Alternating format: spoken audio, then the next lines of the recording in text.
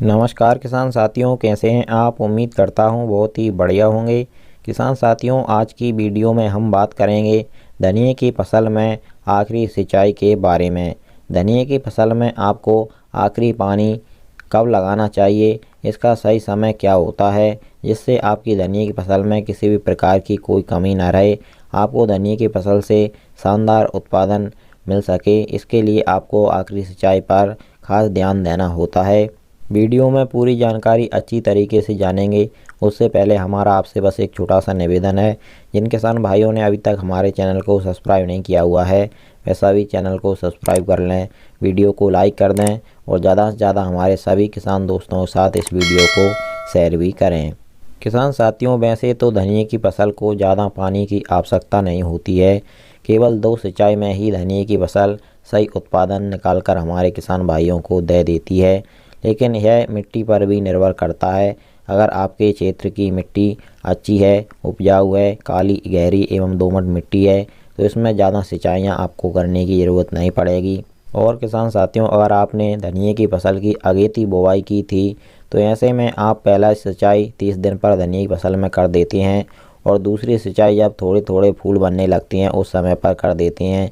तो फिर इसके बाद में धनिये की अगेती फसल में आपको और सिंचाइयाँ करने की ज़रूरत नहीं पड़ेगी, यही आखिरी सिंचाई हो जाती है। और अगर किसान साथियों आपके क्षेत्र की मिट्टी हल्की है, आपकी धनिये की फसल जिस खेत में आपने लगाई है उसमें नमी ज़्यादा दिनों तक नहीं रहती है, या फिर आपने धनिये की पछेती बुवाई की है, तो ऐसे में किसान साथियों आपको पहला पानी तो 30 दिन पर ही लगाना है और दूसरा पानी भाई जब थोड़ा थोड़ा फूल निकलना स्टार्ट हो जाए तो उस समय पर लगा देना है। और इसके बाद आपको तीसरी सिंचाई भी धनिये की फसल में करनी पड़ेगी। तीसरी सिंचाई आपकी धनिये की फसल में आखिरी सिंचाई होगी और यह आपको तब करनी है जब आपकी धनिये की फसल में आधा फूल और आधा फल हों।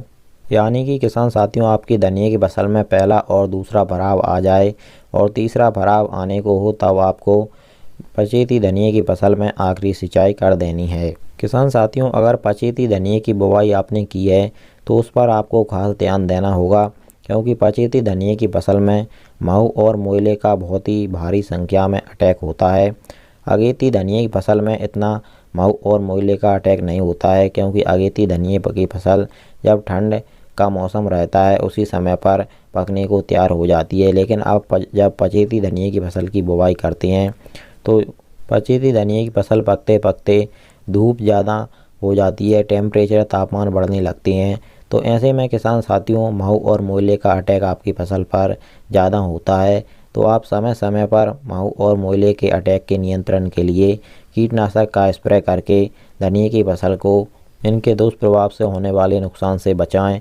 और किसान साथियों, अगर आपकी धनिये की फसल कमज़ोर है और आपकी धनिये की फसल में अभी तक थोड़े थोड़े फूल निकलना ही स्टार्ट हुए हैं, तो इस समय पर आप एक स्प्रे भी अपनी धनिये की फसल में कर सकते हैं।